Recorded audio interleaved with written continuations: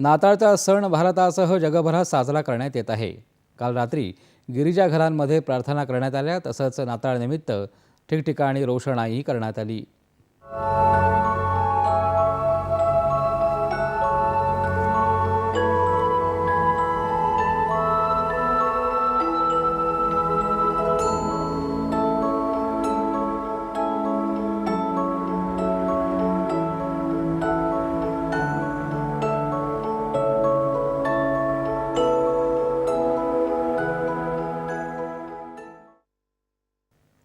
राष्ट्रपती द्रौपदी मुर्मू यांनी जनतेला नाताळनिमित्त शुभेच्छा दिल्या आहेत। प्रेम आणि सद्भावनेची शिकवण आपण आत्मसात करूया, असं राष्ट्रपतींनी म्हटलं आहे।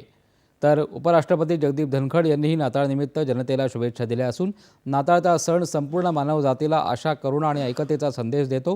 प्रभू येशूंची शिकवण आजच्या काळातही प्रासंगिक असल्याचं त्यांनी आपल्या संदेशामध्ये म्हटलं आहे। पंतप्रधान नरेंद्र मोदी यांनीही नाताळच्या शुभेच्छा दिल्या आहेत। भगवान येशू यांची शिकवण प्रत्येकाला शांतता आणि समृद्धीचा मार्ग दाखवत राहो, असं पंतप्रधानांनी म्हटलं आहे।